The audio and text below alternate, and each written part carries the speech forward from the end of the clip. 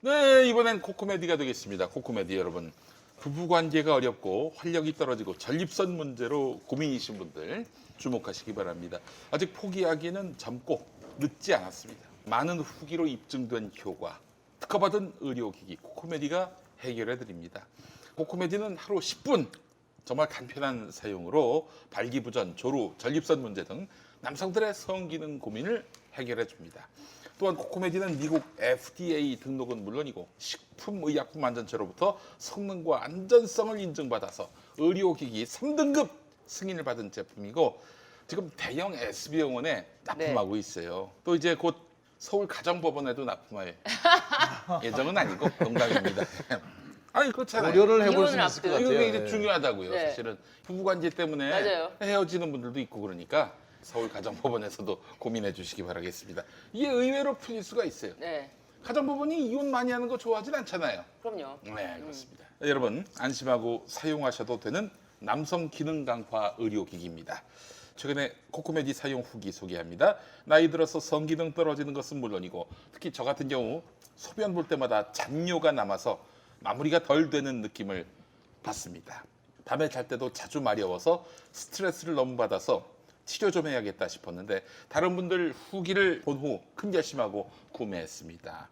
4월 초에 퀵으로 받아서 처음 받고 2주 정도 지난 다음 소변 볼 때마다 시원시원해지고 밤에 잘 때 마려운 것도 덜해졌고 그리고 전보다 더 단단해진 것 같습니다. 나름 쓸만합니다. 저한테는 탈모만큼 심각한 문제였는데 하나는 해결하고 있는 것 같아요. 탈모까지 오셔서 성기능이 저하된 것뿐만 아니라 탈모까지. 야, 이게 굉장히 힘들으시네. 위기의 남자였네. 야. 네. 자, 5월 가정의 달을 맞아서 가장을 위한 특별 이벤트 진행하고 있습니다. 가정의 달 특별 가격 할인가는 기본이고요. 마시는 피부 케어 화려화 1개월분 그리고 남성에게 좋은 아연 영양제까지 추가로 드립니다. 가정의 달, 가정의 행복과 평화를 위해서 꼭 무료 상담 받아보시기 바랍니다. 이벤트 참여 방법은 검색창에 김용민 코코메디 이벤트라고 검색하신 다음 상단 링크 또는 블로그로 들어가서 제품 정보 확인한 후에 상담 신청하시면 되겠습니다. 또는 본사 대표 번호 080-255에 0000 080-255에 0000로 전화하셔서 부담 없는 무료 상담 받으시기 바라겠습니다. 네, 그래요. 코코메디였습니다. 돌진하라! 면역성을 지켜라! 짱이 필요하시면 합니다. 야! 홍삼수 먹으라고 했잖아! 아직도 안 먹었어? 고박사 홍삼순 58,000원? 이 좋은 걸 누가 만들었을까? 나야. 지금 보도가 뭐 김호수 20대 아들 부동산 자금 증여세 탈루 의심 이런 게 나오고 있는데 뭐 하나 털 거 없나 뭐 하나 안 걸릴까 왜냐면 조규조 장관님도 나오시기 전에 엄청 말도 안 되는 걸로 막 걸었거든요 뭐 논문이 표절 의혹부터 시작해서 말도 안 되는 거라서 계속 이거 말도 안 된다 말도 안 된다 옛날에 사놓으면 이거 말도 안 된다 아니 라고 심지어 하고 있는데 동생 부부는 위장 이혼이라고까지 했어요. 그러니까요. 그랬는데 이제 어쨌든 간에 말도 안 되는 거를 엮어서 검찰이 하나를 사건을 만들어냈잖아요. 그래서 지금 어떻게 보면은 지금도 지금 온갖 레이더를 펼쳐서 뭔가를 조사하고 있을 거예요. 저는 그래서 오히려 이성훈 지검장이 정말 깨끗한 사람이구나. 좀 믿습니다. 믿어요. 야 인생 살면서 잘못한 일이 정말 김학의 때 한 건. 야 그렇다면 그 사람은 정말 믿을 수 있겠다. 그러니까 아무리 털어도 아무리 나올 게 털어도. 없었던 거죠. 아니 와. 그분 얘기를 들어보면은 그분 어쩜. 주변들 얘기를 네. 들어보면 술을 안 먹는데요. 그리고 아침에 검찰청에 출근하기 전에 교회를 갔다 온다고 하더라고요. 그래요.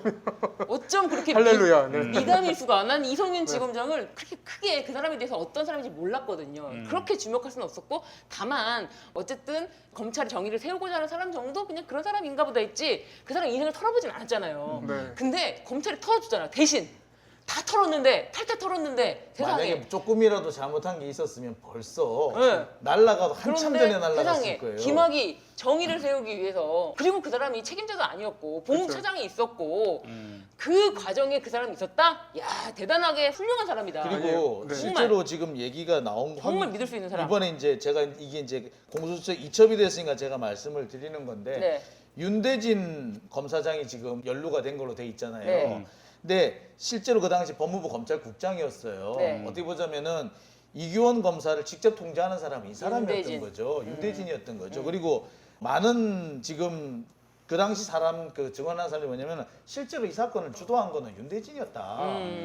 수사와 관련해 가지고 목소리를 높이는 사람도 사실은 윤대진이었다. 그런 얘기가 지금 나왔어요. 근데 그런 걸로 보면은 이게 말도 안 되는 거 정말 걸 수도 없는 그렇죠. 거를 없는 거를 뒤집어 씌워가지고. 뒤집어 씌운 거예요. 근데 오죽할 게 없었으면 이걸 네, 했겠냐. 그러니까요. 아니, 난 너- 그래서 정말 너- 이성윤 네네. 지검장에 대해서는 정말 신뢰감이 와 정말 수직 상승했어요. 아니, 너무 웃겼던 게 그 당시에 반부패 강력부가 외압을 행사했다라는 그 이성윤 지검장이 행사했다라는 의혹을 지금 여기저기서 쏘고 있는 건데 문제는 이 반부패 강력부에서 그 당시에 있었던 검사님들이 이제 법무부 검찰국장과 안양지청 그 수사부 팀이 혹은 지휘부가 사이가 마찰이 있었다라는 거를 안 시점이 최근이라는 내용을 좀 알게 됐어요. 제가 취재를 하다 보니까.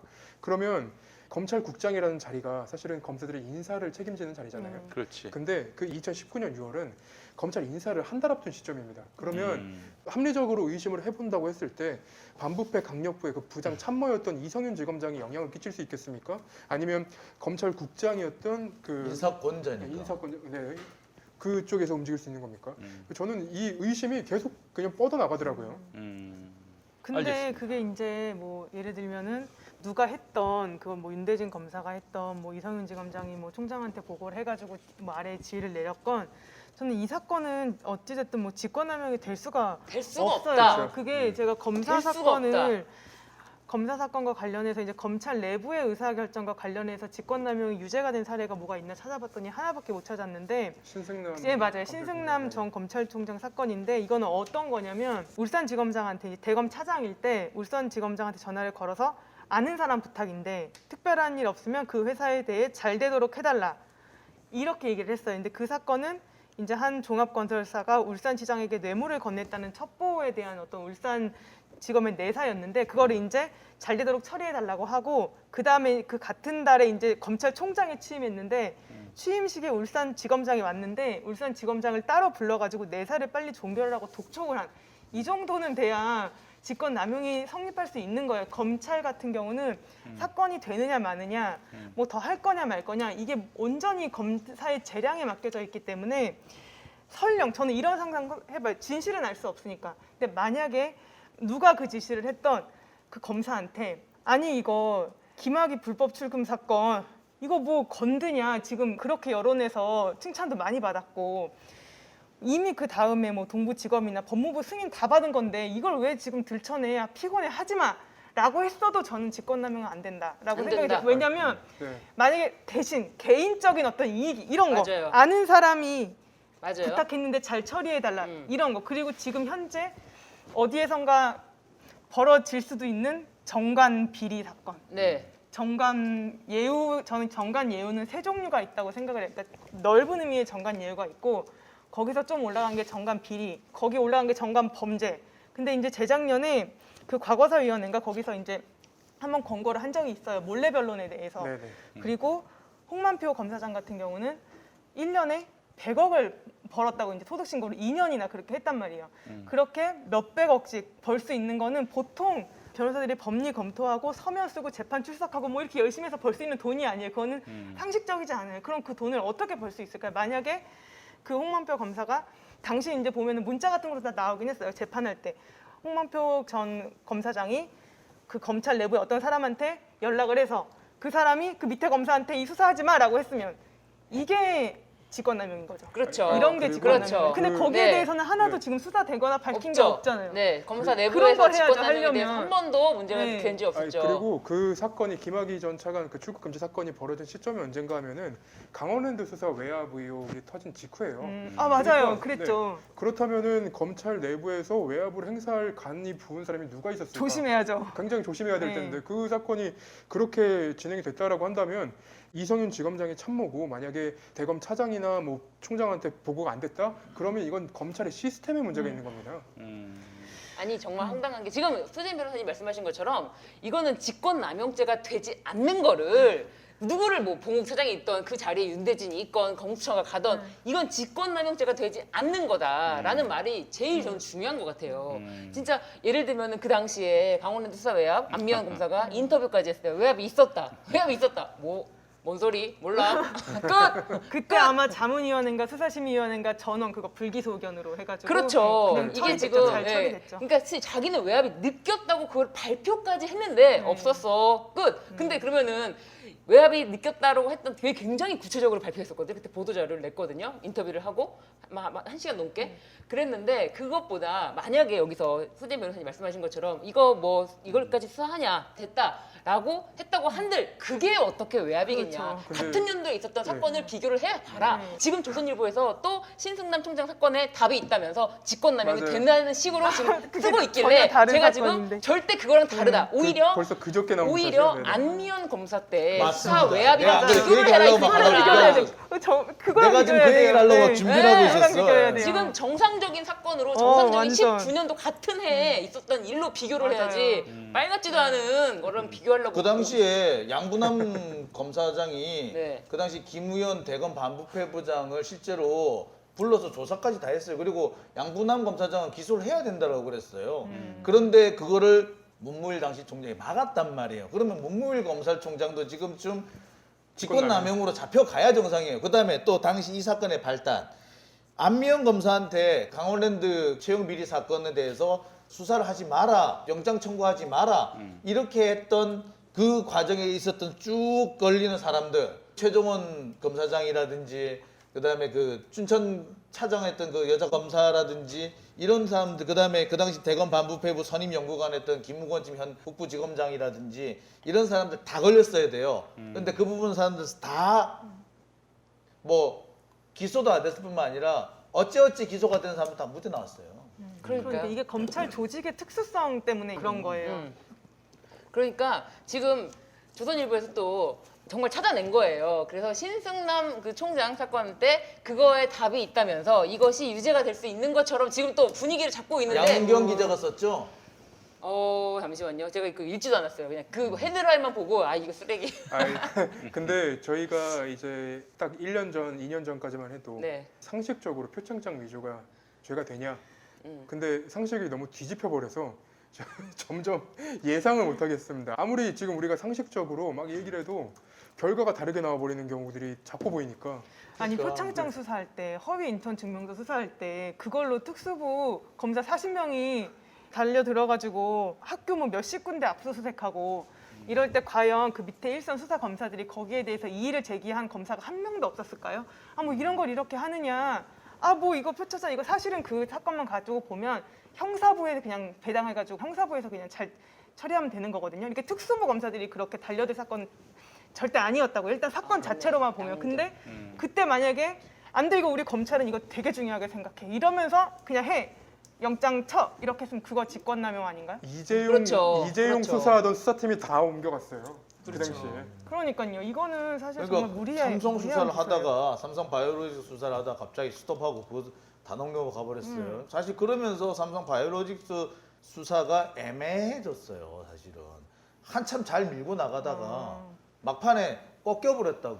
그러니까 지금 같은 경우에 검찰 수사 이거 보면 저기 삼성 바이오로직스 수사가 1년 했네, 2년 했네 이렇게 얘기를 하는데 그 기간 중에 상당 기간은 뭐냐면은 조국 장관 가족들을 괴롭히느라고 수사를 아무것도 비어있던 시점이었어요. 그게.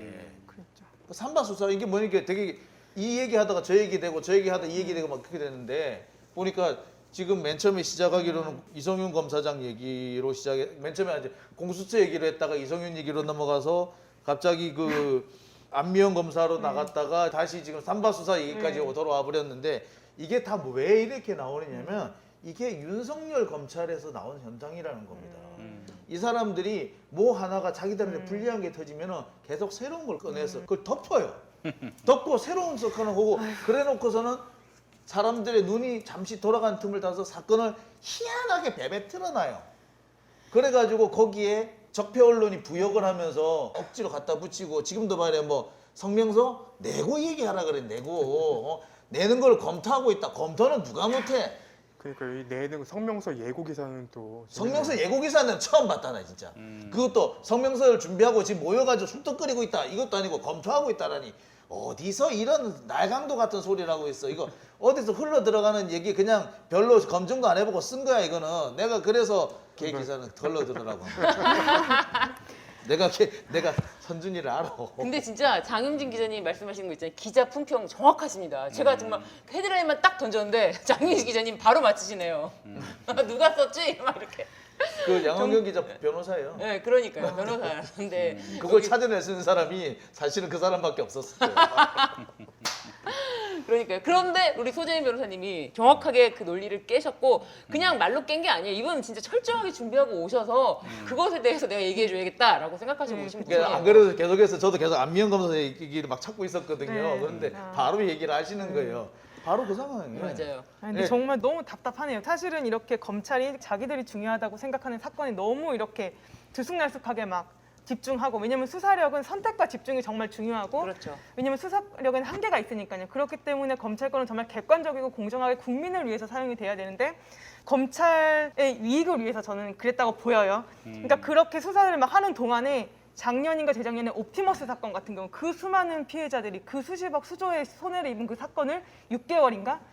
만에 그냥 금방 끝내버리고, 그리고 또 의심이 되는 거는 그 사건의 변호인이 정관 변호사라 했던 거 아니에요. 그런 수많은 의심들, 의혹들을 남겨놓고 지금 과연 이렇게 이성윤 지검장의 직권남용죄를 이렇게 다투고 있어야 되는 것인가. 원래는 기소가 되거나 뭐 형사 피고인이 되거나 이러면은 그 자리에서 보통은 뭐 어떤 뭐 회사든 뭐 어디 공무원이든 물러나게 하는 그런 게 맞아요. 그러니까 그럴 수 있어요. 재량껏. 왜냐면 그게 사유가 돼요. 뭐 징계 사유 돼. 기소가 됐다는 것도 징계 사유가 돼요. 근데 이 사건은 그런 평범한 사건이 아니라는 거죠. 이 사건의 어떤 실체나 이 전후 관계를 잘 살펴봐야 되는데 기소가 됐다는 것만으로 물러나라. 이거는 정말 어떻게 보면 검찰이 그러면은 마음에 안 드는 사람 있으면 기소하면 끝이에요. 그렇죠. 그러니까 이런 사건의 본질을 좀 잘 살펴봤으면 좋겠습니다. 아주 신났어요 언론들이. 그리고 이제 지금 민주진영 이 지금 시청하시는 분들도 그렇고 요즘에 약간 제가 느끼기에는 뭐랄까 시청률 같은 것도 조금 이렇게 많이 떨어졌어요. 많이 빠졌어요. 네네네. 제가 그래서 조금이라고 말했는데 네, 아니, 그게 근데 그래서 네네. 제가 드리고 싶은 말은 딱 한 가지입니다. 네. 여러분 힘냅시다. 네. 힘내고 싸워야 돼요. 예, 네. 왜냐하면 지금 아니 근데 나는 이 얘기 네. 하고 싶어요. 네 말씀하세요. 우리만 힘내면 뭐해? 우리 힘도 백도 아무것도 없는 사람들이 힘만 열심히 내면 뭐해? 그러면 그러다 힘 빠지지. 우리 힘이 있잖아. 백. 저기 지금 저는 이렇게 봐요. 우리가 사실 되게 지금 뭐 민주당 국회의원들 보고 되게 화딱지나고 답답하잖아요. 근데 가만히 생각해 보니까 공정 목표는 딱 한 사람밖에 없어. 지금 이낙연 전 대표가 이거 해야 되겠다라고 하면은 지금 현재 그 약간 좀 어정쩡한 위치에 있는 사람들이 어떻게 보면 이낙연 대표 주변에 모여 있는 분들이시더라고요. 그러니까 이낙연 대표가 생각을 바꿔 먹으면은 갑자기 얘기 확 바뀔 수가 있어요. 그러니까 우리 이낙연 대표한테 몰려가서 읍소를 하든지 바지가랑이를 잡고 늘어지든지 아니면은 뭐 그 앞에서 들어눕든지 해서 그분의 시각을 바꿔야 된다. 그걸 사실 이분이 그동안 조금 바뀌는 부분이 있긴 있어요. 왜냐하면 그전에는 뭐 보편적인 지원, 보편복지 이런 걸 그렇게 안 좋아하시는 분이었단 말이에요. 근데 이번에 청년 관련해가지고 그 청년 기본 소득 같은 비슷한 말씀을 하셨단 말이니까 출발 자금인가? 3천만 원 거 이게. 그런 걸로 봤을 때 변화의 조짐이 있어요. 그러니까 이 양반이 당신이 계속 대선 주자로서 남아서 나머지 레이스를 계속 하고 싶으면 이거 해! 라고 좀 우리가 압력을 넣을 필요는 있다. 문자 행동을 하시되 욕은 하지 마시고 대통령 표현처럼 문재인을 지지하기 하는 뜻이라 해서 하시는 문자 행동이라면 욕은 쓰지 마십시오. 하시는데 이낙연이가 무슨 힘이 있다고? 에이구 이제 끝났지 뭐. 아니. 지난번에 캠프였나요? 네. 캠프 행사를 하는데 현직 국회의원이 40여 명이 모였어요. 현재 그 정도 힘을 모으는 사람은 없어요. 양다리 걸친 사람 많아요. 양다리 건도 아니고 양다리가 세 다리 네 다리도 있어요. 그렇지만 그렇게 모을 수 있는 사람은 현재로서는 이낙연 대표님은 뭐그 이재명 지사 정도가 아닐까 저는 생각이 이렇게 드는데 봅니다. 네. 우리 저 민주당 국회의원들 훌륭한 분도 있지만은 비겁하고 기회주의에 사로잡혀서 지금 엉뚱하게 조국을 페인으로 끌어오는 이런 인간 같지도 않은 인간들이 있는 이유는 뭐냐면은 리더가 DJ YS 때 보세요. 그냥 제일 앞질러 나갔잖아. 그러니까 뒷사람들이 그냥 뭐 YS DJ 믿고 그냥 같이 가는 거야. 근데 리더라는 사람이 말이야 엄중하게 뭐 팔짱만 끼고 말이죠. 누군가 저 앞질러 나갔다가 단통 맞고 오면은 손절해 버리잖아. 누군가 언론에 의해서 막 짓밟히고 그렇게 오물 뒤집었으면은 또 손절하고 기본적 의리도 없는 이런 리더 밑에서 누가 뭐 정말 다 약졸이 될 수밖에 없는 거 아닙니까? 오합지졸이 될 수밖에 없는 거 아니에요? 리더의 문제예요. 리더가 앞질러 나가면서 내가 책임질 테니 내가 총대를 맬 테니 따라오라 이렇게 해줘야지. 저는 이 상황에서 갑자기 생각나시는 분이 있습니다. 노무현 전 대통령이 이제 후보 시절에 그 경선에서 당선이 돼가지고 민주당 후보 시절에 있었던 일입니다. 그 당시에 뭐 이렇게 김대중 대통령이 현직 대통령이셨는데 그래서 뭐 김대중 대통령이 아들 관련된 비리 때문에 힘들으셨었어요. 그래서 김대중 대통령이 뭐 탈당을 해야 되네. 노무현 후보가 청와대와 선을 그어야 되네. 뭐 이런 얘기들이 좀 있었어요. 그때 노무현 대통령 당시 후보가 그런 말씀하셨죠. 노무현이 만들고자 하는 나라는 나는 민주정부 이기다. 김대중 정부의 부채와 자산을 모두 개성할 것이다. 내가 부채와 자산을 모두 개성을 해야지 부채는 싫고 자산만 좋다고 그것만 속 가져갈 수는 없는 거 아니냐라고 하셨던 말씀이 있어요. 그래서 그것 때문에 사실 그 한마디가 김대중 대통령의 레임덕을 막아준 말이 됐거든요. 지금도 마찬가지입니다. 주요 후보들이 3분 계신데 그분들이 검찰 개혁 이거를요 회피하실 게 아니고 검찰 개혁 이게 문재인 정부에서 못했으면은 내가 할 거다. 다음 정부에서 할 거고 이거는 그대로 우리가 자산과 부채를 안고 가겠다라고 하는 그런 자세가 좀 필요하다고 생각해요. 그리고요 검찰 개혁을 하면은 지금 표 떨어진다 걱정하시는데 지금 그건 정말 잘못된 겁니다. 아니 설령 그렇다고 하더라도 다음 대선은요 만약에 윤석열이 후보로 나온다면은 이러나 저러나 검찰 개혁은 핵심 쟁점이 될 겁니다. 어떤 경우라도 피할 수가 없어요. 윤석열은 당장 공수처 폐지한다 그럴걸요. 그 저는 뭐 하여튼 되게 좋은 말씀인데 그래서 결국에는 문재인 정부의 뭐 부채 자산 다 갖고 가자 이런 후보가 차기 민주당 후보가 돼야 한다는 말씀 아닙니까? 그러니까 저는 3분이 다 그렇게 해줬으면 좋겠다. 아니 뭐 누가 되든 간에 저는 고영인 더불어민주당 초선 이 사람은 제가 알고 있기로는 전해철 캠프에서 경기도지사 경선 때 나왔던 같은 안산이기도 하고 그때 캠프에서 역할을 했던 걸로 알고 있어요. 지금도 뭐 당연히 전해철하고 긴밀한 관계인 걸로 알고 전해철이 지금 뭐 하는 사람입니까? 이 정부 행정안전부 장관이에요. 근데 그 행정안전부 장관과 정치적 관계인 이 고영인이가 지금 앞장서 가지고 대통령 인사하신 3명 중에 1명 알아서 그냥 꺾으세요. 이건 싸가지가 없는 게 아니라 이건 진짜 정치를 그만둬야 될 문제 아닙니까? 이런 기본적 도의와 양심과 그리고 염치도 없는 이런 자들이 지금 전면에 나서서 아유 진짜 그냥 열불이 확 뻗치네 진짜. 다시 김치국 없나? 김치찌개 없나? 김치찌개. 그러니까 인간이 하는 겁니다. 정치도. 네. 싸가지가 있어야 되고 네. 기본적으로 신의가 있어야 되고 의리가 있어야 돼요. 그것도 없는 자들이 그냥 권력만 탐하고 말이지. 에이구 정말 참 꼴같지도 않습니다. 이런 기회주의자들 갖고 뭘 할 수 있겠어? 이건 리더가 중요한 거예요. 리더가 기회주의자가 되지 않도록 하기 위해서 뭐 이 정도로 하겠습니다. 우리 뭐 정치 코너는 아니니까 네. 하나만 짧게 한번 얘기하고 가죠. 정경심 교수 건 어떻게 될 것 같습니까? 정경심 교수 거는 김태현 기자님이 직접 재판을 참관하시기도 하시고 요즘에 이제 뭐 그 사건에 대해서 굉장히 자세하게 더 브리핑 고일석 기자님이 굉장히 자세하게 써주세요. 그래서 말로 듣는 것이 재밌을 수도 있지만 글로 읽으면은 훨씬 더 이렇게 와닿은 피부에 정말 와닿을 정도로 굉장히 상세하게 써주셨거든요. 그런 공방을 법원에서 재판정에서 다 했지만 글쎄요 재판부가 그것에 대해서 검찰을 그렇게 변호인 측에서 1심에서 검찰의 잘못을 지적을 했다면 그럼 검찰이 이 부분에 대해서 의견을 내던지 아니면 심지어 판결문도 일부 좀 바꿔야 되는 부분. 그렇죠. 예를 들면은 뭐 마지막 접속 시간이라고 썼던 인터넷 접속 시간에 썼던 것이 사실 접속 시간이 아니라 last modified by 웹 서버. 웹 서버에서 수정된 시간이라는 것. 이게 판결문에는 그냥 인터넷 접속 시간으로 들어있거든요. 근데 이런 부분이 날아가야 돼요. 증거 일부가. 지금 포렌식 보고서라고 이제 증거를 채택을 했겠지만 그 부분도 날아가야 돼요. 그 부분으로 어떤 증거가 낼 수가 없거든요. 그럼에도 불구하고 검찰에게 어떤 입증을 촉구하는 재판장의 재판 지휘가 없었다. 그래서 그런 점이 좀 너무 아쉽고 지금 재판 일정상 표창장에 대해서 심도 깊게 다룰 시간이 없다는 점이 좀 너무 안타깝다. 아니요, 재판부가 질문을 안 한 건 아니에요. 뭐라고 질문을 했냐?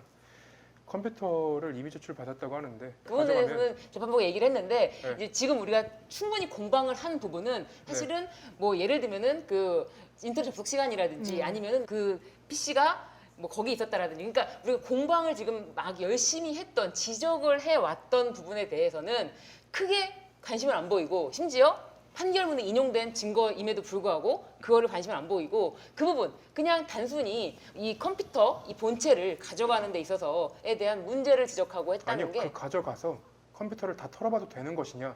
라고 물어봤어요. 네네. 그러니까 네네. 그 부분은 그러니까 공방이 주로 주력된 부분이 아니라 이제 가져간 부분에 대해서 아예 이미 제출 이 부분에 아니, 대해서 이미 제출을 받은 부분이 아니라 포렌식을 다 털어도 되냐 물어본 거예요. 그러니까 그게 중요한 부분이 아니라고.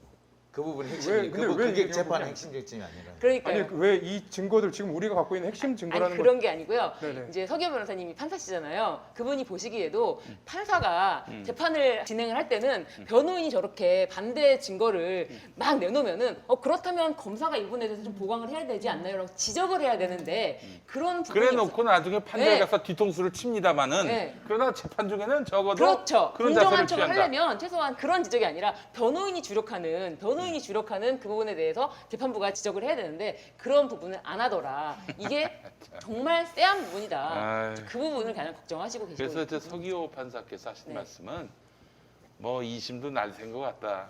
아니, 뭐 직접 그런 말씀하신 건 아닌데 쎄하다 그랬어요. 쎄한 쎄하다라고 부분이 있다. 말씀하시면서 네. 결국 대법원 가야 될 것 같아. 김태현 기자 얘기한 부분은 네네. 이게 이제 전체 포렌식을 아무리 가져갔다고 해도 이걸 전부 다 뜯어볼 수 있는 거 아니지 않느냐. 네, 근데 네, 네. 다 뜯어봤지 않냐. 네. 이거 문제 있는 거 아니냐. 이 네. 지적을 판사가 했다는 얘기인데 문제는 지금 변호인이 집중하는 부분은 이걸 다 뜯어봤다라는 거에 대해 전혀 문제를 삼고 있지 않다는 거지. 네, 이 부분이 그렇죠. 중요한 핵심적인 문제가 아닌 네. 거고. 아닙니다. 1심에서 이거 위법 수집 증거를 굉장히 주장을 했어요. 그러니까 위법 수집 아니, 그게 증거라는 아니라- 부분이지 네. 이걸 전체를 다 봤기 때문에 위법 수집 증거란 말은 아니잖아 이게. 그러니까 지금 가져갈 때 중요한 위법 거는 수집 증거라는 재판부가 할 역할을 재판에서는 최소한 변호인이 이렇게 지적을 하면은 검사 그럼 이 부분에 대해서 1심에서 이렇게 얘기했던 거 아니지 않느냐라고 지적을 해야 그러니까 되는데 지금 그 정확하게 지적을 하지 그 않았다, 위법 수입 정확하게. 증거를 얘기하려면은 그 USB 무건데 왜 꽂았어요? 그러니까. 라고 묻는다든지 네. 그거 이미 제출이 확실히 맞아요? 네. 그게 이미 제출 절차가 맞나요? 이라고 물어봐야지 그거 다 봐도 돼요? 이거는 사실 동문서답한 거야 사실은. 어떻게 보면 변호인의 시각에 대해서는 무시한 그 변호인 집중하고 있는 부분이 아니라 이거 다 보면 안 되는 거 네. 아닌가? 근데 다 봤나? 왜 네. 그렇지? 이거는 전혀 어떻게 보면 약간 좀 그 비껴가 초점이 있죠. 살짝 비껴갔다고 그래야 되나? 그래서 공정한 재판을 지휘하는 것도 아닌 오로지 이미 어떻게 보면 선입견이 안 한 많이 것도 아닌데 한 형성돼 것도 아닌 있다. 뭐 이런 상황. 네. 그러면서 심지어 마지막 멘트가 좀 그 부분이 되게 기분이 굉장히 참 서글펐는데 변호인이 최성해 총장이 미리 알고 있다 이제 이런 이야기를 계속 설명을 했고 그랬더니 재판부가 다 듣더니 근데 뭐 입증할 수는 없다라고 하니까 뭐 입증 책임이 있는 건 아니니까 뭐 변호인 뭘 입증하라고 하는 건 아니다. 다만 그렇다면은 그림이 나는 잘 안 그려진다. 변호인도 참 모호하겠네요. 라고 얘기를 했다는 거예요. 근데 변호인도 참 모호하겠다라는 변호인은 지금 무죄에 대한 주장과 지금 그에 대한 지적할 수 있는 여러 가지를 제출하고 강력하게 주장하고 있는데 모호하겠다라는 말은 변호인의 얘기가 아예 들리지 않는다. 변호인의 활동 목표는 그렇죠. 명확한 다른 진실이 이겁니다라고 그렇죠. 말하는 게 아니라 검찰이 주장하는 게 진실이 아닙니다라고 말하는 게 이게 변호인의 네. 역할이거든요. 그러니까 네. 검찰이 주장하고 있는 사실을 불명확하다고 그렇죠. 입증만 하면 땡인 그렇죠. 거예요. 오히려 검찰의 주장 사실이 모호하다라는 그렇죠. 모호해졌네요. 이게 무조건 변호인의 이야기는 그림이 안 그려진다 자기는. 변호인 얘기로 그림 그릴 필요가 뭐가 있어? 그렇죠. 검찰이 말한 얘기로 그림이 안 그려지면 그걸로 끝인 거죠. 그렇습니다. 바로 그겁니다. 검찰이 이야기하는 이야기가 변호인 측 이야기로 어느 정도 그림이 흐트러지기만 해도 그럼 게임 끝나는 이거는 거예요. 이상한데? 근데 라고. 변호인 얘기도 그림이 안 그려지는데요. 아니 그 얘기를 왜 해? 그렇죠. 입증책이 없다 그러니까. 이렇게 얘기를 해놓고도 마치 변호인에게 그거를 입증을 해야 우리가 그림이 그려지지 우리가 알아듣지 못하겠다라고 아예 그냥 있는 그 자리에서 배척한 거나 다름없다. 그런 생각이 들어서 좀 힘들지 않을까. 저는 완전 반대 의견이라 재판 분위기 많이 바뀌었어요. 아 그래요? 네, 재판 분위기 많이 바뀌었어요. 그 1심에서 안 보려고 했던 증거들, 그 변호인이 몰랐던 증거들도 있고 그런 부분에 대해서 재판부가 인식을 하기 시작한 부분은 굉장히 긍정적인 부분인데 그 단편적인 질문 그거 갖고 끝내기에는 너무 재판을 단편적으로 봤었고 제가 1심에서 말씀드렸었잖아요. 1심 재판부 쎄하다, 유죄 나올 것 같다라고 했는데 그 당시에 많은 분들이 제 말이 틀렸다라고 얘기를 했단 말이에요. 근데 그 현장에서 느껴지는 감들이 있는데 현장에서 봤을 때는 조금 1심 재판부랑 기류는 달라졌다라는 거 정도는 느꼈거든요. 그래요. 기류가 달라질 수밖에 없는 게 포렌식 이제 자료들 있잖아요. 그런 전문적인 자료들에서 그거를 인용한 검찰의 주장이 왜곡되고 잘못되었다는 그런 어떤 명백한 증거들이 이제 하나둘씩 나오니까 네. 거기에 대해서 판사님도 당연히 다르게 생각할 수밖에 없을 거고 이제 저는 한 가지 말씀드리고 싶은 거는 전문적인 자료는 전문가가 봐야 돼요. 맞아요. 그 포렌식 컴퓨터 프로그램 파일에 대한 전문가가 아니에요. 판사나 검사나 변호사 다 전문가가 아니에요. 그렇기 때문에 저는 검사가 홈페이지에서 마지막 수정된 기록을 마지막 접속 기록이라고 해서 주장한 것도 사실은 고의로 했을 고의예요. 수도 그렇죠. 있지만 네. 고의예요. 그게 비전문가로서 아 이거는 뭐 아니, 이렇게 각주가 있었어요. 잘못해서 각주가 있었나요? 각주가 어떻게? 있더라고요. 그 각주에, 보고서에 네. 보고서에 각주에, 예, 네. 접속 시간이 아님. 라스트 모디파이드 바이 바이 웹 서버는 접속 시간이 아니니까 분석에서 제외하세요. 제외할 하고 것이라는 각주가 있었어요. 각주가 그 있더라고요. 보고서에는 아유 정말 너무 왜곡했네 그러니까 그러면. 황당하더라고요. 그걸 보는 근데 순간 보통 그런 주장을 그렇게 쉽게 딱 보이는 주장을 하기가 쉽지 않은데 근데 그게 왜냐면 첫 몇 페이지였고요. 그걸 아, 날짜를 되게 촉박하게 그거를, 줘서 아. 변호인들도 그걸 분석하지도 못하고 나중에 봐요. 그랬군요. 네. 그러니까 그걸 좀 노린 걸 수도 있어요. 검찰에서는 그렇다면 이거 네. 못 보겠지라고 하고서 일단 이 눈 가리고 넘어간 거죠. 네. 근데 지금 2심에서 그런 게 밝혀졌기 때문에 전문가들이 그 자료를 보고 법원에 설명을 해줘야 되는 거고. 그런데 그거를 그래서 변호인 측이 네. 전문가 증인을 신청해서 두 명씩 각자 전문가 증인을 통해서 그러니까요. 이걸 포렌식에 대한 결과를 네. 법정에 현출하자라고 하니까 검찰은 무용한 절차다라고 그게 하고 그게 필요한데. 법원에서도 그거를 받아들여지지 않았다. 아직은 이제 사실은 모르죠. 아직은 이제. 네, 이제 아직 이게 지금까지 지금까지 이제 지금까지. 지금 재판이 이제 2주에 한 번씩 하는데 재판 이거 사실 보면 재판 일정에는 약간의 여유가 있어요. 그렇기 때문에 추가 기일을 잡는다든지 또는 뭐 추가 증인을 부른다든지 이런 부분이 결정이 되면은 이게 쎄한지 안 한지가 여기서 결판이 날 맞아요, 거라고 맞아요. 봐요. 예. 네네. 지금 부분은 이제 김태현 기자가 한 부분은 분명 1심 재판부하고는 다르다라는 거였고 사실 1심 재판과 관련해서 보면은 쎄하다라는 입장이 있고 그렇지만 보통 저렇게 하다가 나중에 변론은 또 다르게 날 수도 있어라는 많이 봐왔던 모습이니까 그러지도 않겠느냐라는 모습이 있었는데 지금 제가 보기에도 이분들이 되게 공정성이나 외부에 보여지는 모습에 대해서 조심을 하고 있는 거는 같아요. 분명히. 그런 것 같은데 과연 이 사람들이 스탠스 자체가 바뀌었을까? 제가 그 부분 약간 우려되는 게 아까 지금 그 프렌즈 다 털 수 있냐 이 부분에 대해서는 1심 판결문에 써 있거든요. 그 부분이 위법이 있다라고. 그렇기 그러니까 이제 때문에 그 부분에 그거는 대해서 새로운 이제- 시각이 아닌 느낌.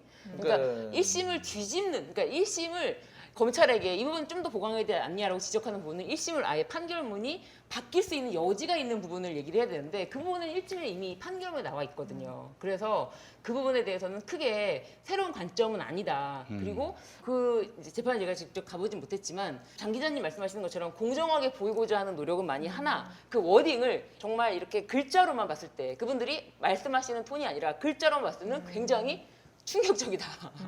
제가 봤을 때는 글자로 보니까 충격적이더라고요. 변호인도 좀 뭐 하겠, 난 그림이 잘 안 그려진다. 변호인도 뭐 하겠네요. 라고 하는 그러니까 거는 이 부분은 이제 앞으로 이게 이제 지금 상황으로 보면은 추가적인 증거 조사가 필요하고 증인 신문이 필요한데 분명히 필요한데 그것을 하느냐 잡느냐, 안 안 하느냐가 잡느냐. 어떻게 보자면 이 사람 그러니까 지금 우리 시각이 어떤 부분이 맞느냐가 사실상 결론 지어지는 결말이 나는 첫 번째 단계가 될 네네네. 거예요 이게. 네. 그리고 이거는 적어도 다음번 재판 기일에서는 얘기가 나올 거예요. 네. 그러니까 그 부분을 보면은 그렇죠. 뭐 짐작할 수 있지 네. 않겠느냐. 네. 그리고 강사 휴게실 PC에 대해서는 이 강사 휴게실 PC의 증거 능력이 있느냐 없느냐는 저는 정말 이 재판부가 항소심 재판부가 사실심의 마지막 단계이기 때문에 네. 여기에 대해서는 깨끗하게 털고 가야 된다고 저는 생각이 들어요. 근데 지금 이게 저는 제일 뭔가 의심이 되는 부분은 이걸 과연 조교의 어떤 자유로운 의사에 기해서 받아간 게 맞느냐, 어떤 수사기관의 어떤 사실상 압력에 의해서 받아간 것 아니냐, 이 정황들이 분명히 존재하고 또 한 가지 비정상 종료된 적이 없는데 비정상 종료되었다고 하면서 가져간 것은 그거는 그 자체로 기망행위에 해당하기 때문에 임의 제출물 압수라는 거는 그냥 전제부터 없어지는 거거든요. 그렇기 때문에 그 부분이 중요한데 이번에 공판기일에 이제 기사를 보니까 검사 쪽에서는 아 이거 비정상 종료된 거 맞다라는 어떤 프리젠테이션을 막 되게 화려하게 했다고 엄청 하고 잘했어요. 네. 네, 그리고 이제 또 변호인 쪽에서 또 변호인대로 할 말이 있었던 것 같아요. 이런 거는 검찰이 만든 프레젠테이션이 화려하게 보일 수 있어도 그 내용은 허당일 수 있다고요. 그러니까 허당이더라고요, 안 그래도. 그거는 그런 것들을 전문가들이 봐야 되는데 재판부가 잘 하시기를 그리고 바랍니다. 너무 재밌었던 부분이 그런 거예요. 그러니까 이 20살이 넘은 딸이 의전원의 입시를 준비함에 있어서 정경심 교수, 그러니까 피고인이 얼마만큼을 알고 있었겠냐. 너무 전지적 정경심 시점으로 본 것이 아니냐라는 부분이 지적이 됐는데 조민 씨가 어디에 어떻게 지원을 했는지 아니면 자기소개서에 뭘 넣었는지 정경심 교수가 알지 못했다는 부분도 재판부가 좀 판단해보지 않을까 싶어요. 근데 이제 제가 지금도 이렇게 몇 번 이렇게 법원에도 당해 보니까 이제 법원을 못 믿겠어요. 이렇게 특히 언제면 지난번에 김경수 지사 닭갈비 네. 거, 네. 야 이거 게임 끝났다라고 했는데 글쎄 말이야. 아니죠. 건너뛰어버렸잖아요. 닭갈비 부분은 아예 통째로 그 부분은 그냥 통째로 건너뛰어버리고 결말을 내려버리니까 황당하더라고요. 그래서 야 어떻게 이렇게 나올 수 있지? 그러니까 아니 재판부는- 자기들 입으로 네. 부른 증인이 맞아요. 이거 포장해 간 겁니다 라고 얘기를 했는데 자기가 불러서 듣자라고 해놓고서는 그 증언을 건너뛰어버리는 그런 황당한 경우가 어딨냐고요. 그랬기 때문에 정말 예측을 못하겠다. 그리고 최대한 보수적으로 생각을 해야 되겠다라는 맞아요. 안 생각이 그러면 든 것. 진짜 마음이 네. 그리고 지금 철렁. 자꾸 드는 생각이 뭐냐면 지금 열심히 변호인 측에서는 하나하나 깨고 있는데 열심히 변호인들이 하나하나 깨더라도 그거를 훌쩍 건너뛰어버리고 근데 요 기반이 흔들릴 수밖에 없는 이유는 저는 그거라고 생각해요. 그러니까 검찰에서 주구장창 주장을 한 건데 조민 씨가 활동을 한 것이 맞느냐? 그 표창장 첫 번째로 발급받았던 건 맞냐? 이 부분이 증명이 안 됐어요. 그러니까 여태까지 증인들이 나와서 얘기를 했는데 네. 재판부 입장에서는 그 뒤에 어떤 핵심 증거들이 나온다고 하더라도 이 두 개가 확인이 안 되면은 좋은 판결을 해줄 수가 없어요. 그러니까 세부적으로는 분명히 보니까 이거 컴퓨터 가져간 것도 이상하고 이것도 이상하고 다 이상한데 어쨌거나 이게 발급이 안 됐다는 부분은 확실한 거 아니야? 최성희의 진술도 그 부분이 바뀐 적이 없지 않아? 이렇게 얘기를 해버리면 그러면 어쨌거나 이거는 위조네. 만든 적이 없으니까. 그러면 누가 만들었을까?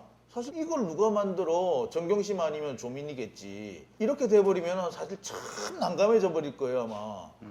물론 이렇게 재판을 한다면 이거는 형사법의 대원칙을 위반한 정말로 추정적인 판결이지만 그럴 수도 있을 것 같아요 지금 같아서. 제일 걱정되는 게 이 부분이에요 지금. 김태현 기자도 사실은 앞에 그 재판부가 1심과 분명히 다르다라고 하면서도 사실 이 부분이 걱정된다고 얘기는 하고 있거든요.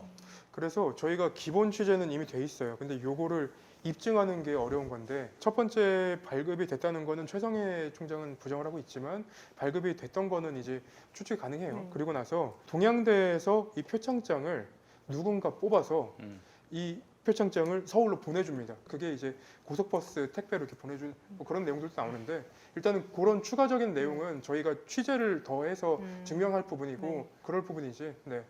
그러니까 이제 이 부분에서 이제 어떤 부분은 아까도 좀 이거 가지고 한참 얘기를 네. 했거든요. 근데 이거 가지고 저랑 김태현 기자랑 견해가 달랐는데 아니요 다른 게 아니라 사실 결반적으로 아까 얘기했듯이 이게 판사가 건너뛸 수가 있다. 맞아요. 나는 이 그게 부분에 무서워. 대해서는 김태현 기자도 사실은 동의를 하고 있어요. 그래서 네. 1심하고 분위기가 바뀌었다고 하지만 그런 가능성이 여전히 남아있기 충분히 때문에 있습니다. 불안하다라는 얘기는 해요. 근데 저는 그래서 그 부분에서 디테일한 부분을 더 깊이 들어간 거고 김태현 기자는 그 정도까지는 아닌 것 같다라고 얘기하는 부분이에요. 그러니까 사실 큰 틀은 똑같아요. 부분에는. 그러니까 다만 디테일한 부분에서 더 의심스럽게 볼 것이냐 그것까지는 의심은 안 해도 될 것 같다고 볼 것이냐 요 차이거든요. 그러니까 그 부분에서 너무 이제 놀라지 마시기를. 정경심 1심도 중요 부분을 건너뛴 거 아니에요 사실. 그렇죠. 우리가 이제 검찰 개혁뿐만 아니라 사법 개혁도 얘기해야 됩니다. 배심원 제도로 가면은 이거 그냥 건너뛸 수가 없어요. 판사가 지멋대로 이렇게 스킵하고 판단할 수가 없지 않겠는가 이런 생각이 드는데 어떻습니까? 지금 당장에 제가 배심원 제도에 대해서 말씀을 드리기가 좀 어려운 것 같아요. 아니 지금보다는 좀 낫지 않겠는가, 보완되지 않겠는가. 그리고 이런 지금 뭐 이왕 이렇게 된 거니까 지금 수사심의위원회 있지 않습니까? 이게 지금 어떻게든 앞으로 자주 쓰일 거예요. 이미 이번에 많이 쓰이면서 이거를 지금처럼 누가 누군지 모르는 상태가 아니라 정말 제대로 된 공정한 절차, 공개적인 절차를 거쳐서 수사심의위원회가 아닌 기소배심제로 바뀌고 그리고 거기에 맞춰가지고 재판 절차도 배심 재판이 되고 지금보다 훨씬 확대될 수 있도록 하는 거는 이거는 맞는 부분이라고 봐요.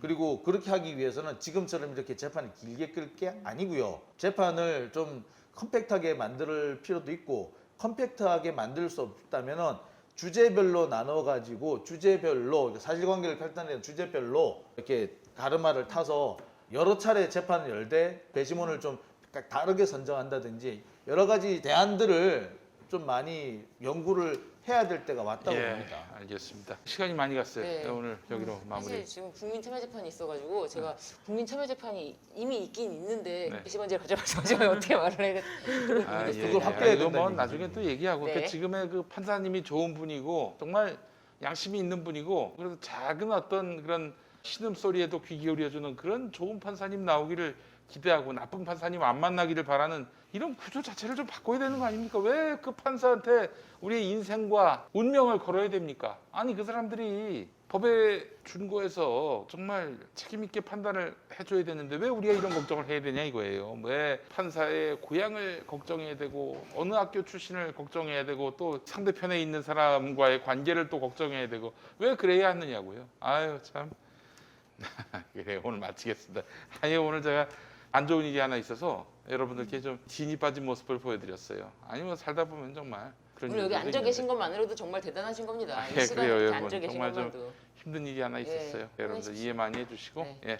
자 마무리하겠습니다. 꿈차 청장 함께해 주신 여러분 감사합니다. 고맙습니다. 감사합니다. 고맙습니다. 김현